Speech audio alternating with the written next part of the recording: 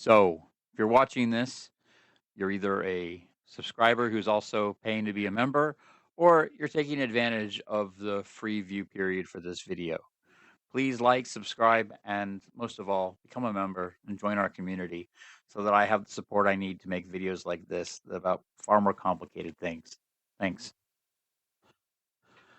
So, what is an array? Well, here we go. Today, we're breaking down arrays, where they are and why they're important, whether you're just starting out or you're an experienced coder like I am. So let's dive in. So first, imagine an array is just a series of boxes or baskets, okay? But because we have 5 of them and we know we're only going to have 5 of them, let's just solidify that, okay? We're going to throw them into a bigger box and say this is our array. It's got 5 slots. That's what we're going to do. And to make things easier on us, just like with a real array, we're going to give them indexes. So when we talk about which box we're talking about, we can talk about them based on the key or index. In this case, the number, whether it's 0, 1, 2, 3, or 4. Now, the thing about that is at the end of the day, we only have 5 items in this array. Arrays are not something that you can resize. Once you've built it out, you have to either destroy it and then recreate it again with a different size, or just make do with what you got. It's not like a LISP or any of the other data structures that we'll talk about later, where you can resize them or dynamically add new values to them. They all start out with what you've asked for. And it's also important to understand that in languages like C, if you declare an array of 5 items, you don't have to put a value into the array for it to be holding a value, because it will just take what was already there and place it in that box. This is the source of a lot of frustration for developers. So some languages will zero out the values, like for example, C# will do that.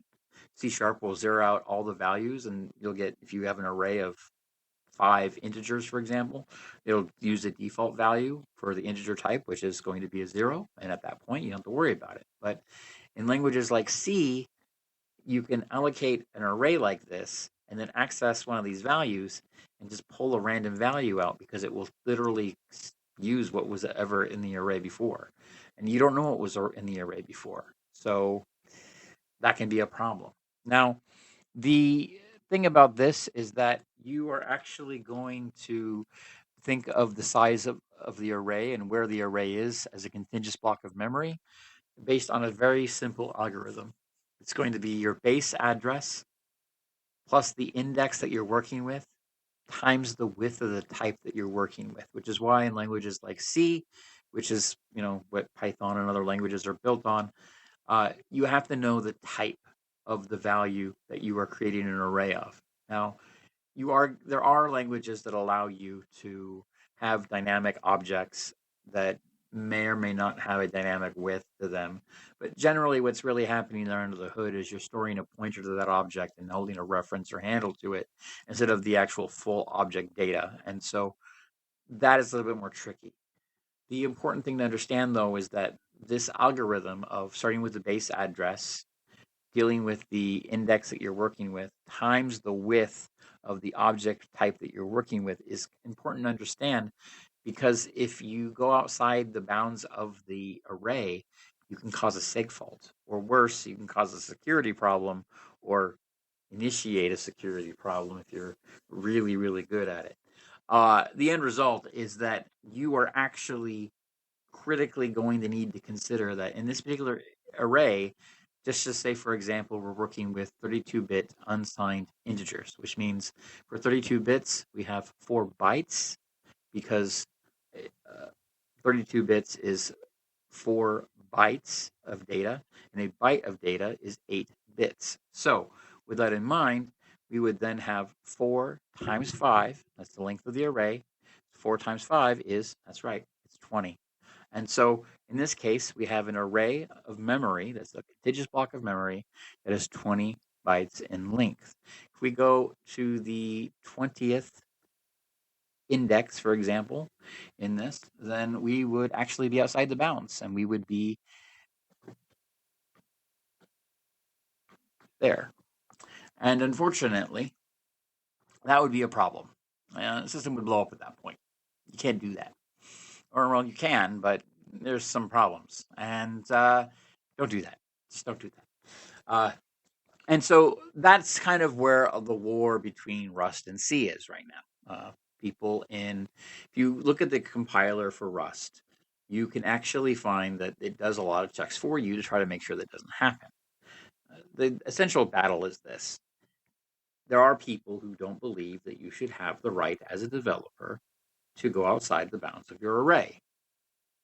Some want to forcibly make sure that the language doesn't allow you to do that. Others, however, like the raw speed and power of being able to do so. And when you actually compare different languages, what you find is that it's all different kinds of risk. Is it the risk of being able to write the software quickly and effectively, but at the risk of things like that happening sometimes? Or are you taking longer to write the same amount of code, and is the code you're writing operating slower and taking more energy because of all those additional checks? These are things that you're going to have to figure out as a software development engineer yourself. There is no true cut and dry principle for how to do that. In fact, in many cases, the ability to access the array as you wish is a critical performance component that, despite the risk, might actually be needed to do what you want to do as fast as you need to do it. So, keep that in mind. But for those of you with some coding experience, an array is just a fixed size data structure that holds elements of the same type in a contiguous block of memory. Each element has an index starting at 0, as we see here, allowing constant time access to any item. What that means is that every operation to access these items, if I access 0 or 2 or 4, it's going to take the computer the same amount of time to do that. And that's important because some operations, as we'll learn with other data structures, can take far longer. Now, the important thing about this is that's also considered O of 1 time. That's constant time. So we'll learn about O notation later. But it's inefficient for dynamic operations. And so if you're just keeping track of 5 items, this is a great way to do it. And so if you understand the cache friendliness of this, which is it actually definitely is, then you can actually really make use of this in a good way for speed and performance.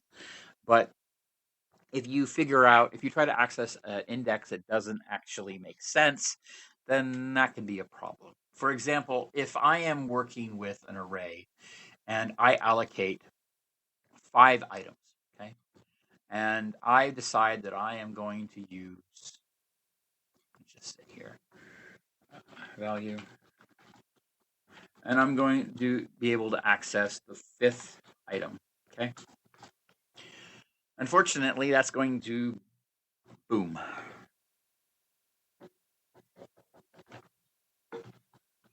That is an error. Now, in some compilers, you can get this will work. You can compile it, and then when you run it, it'll just boom. Languages like Rust will typically not allow you to do this at all. They'll do the check, they'll do the bounds, and they'll say, oh, sorry, you only have 5 items. You do not want to access the 6th item by looking at the 5th index value, which is outside the bounds.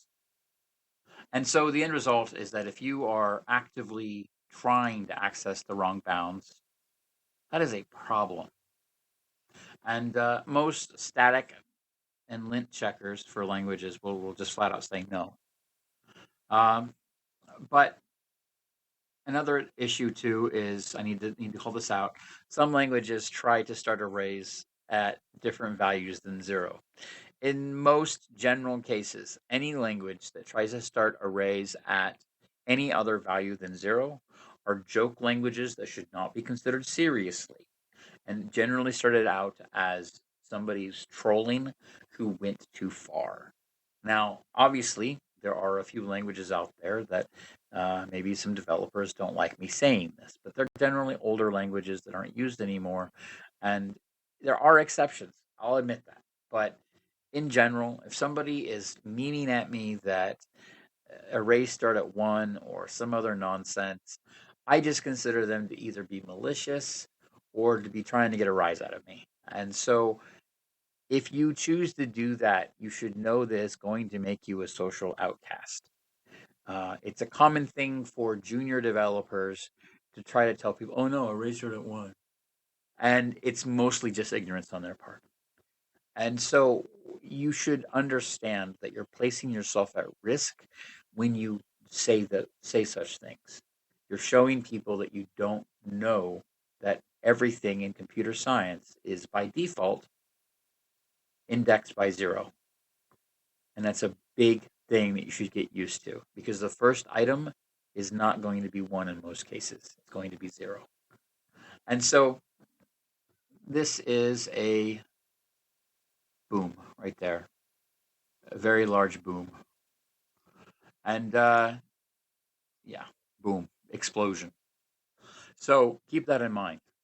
Uh, in this particular case, we have an array of 5 items. We cannot add more array items to the array. It is done. It is fixed. It is fixed size at creation time, and we cannot add more to it. If you're looking for data structures that can add new items to it, then we'll go over some other ones in other videos. I hope this was useful to you. And if you have had trouble getting your brain wrapped around it, I hope the visual elements as well as the clear explanation is helpful to you. I hope to do more of these type of videos in the future with your support. But first, I've got to see this video do well. Thank you.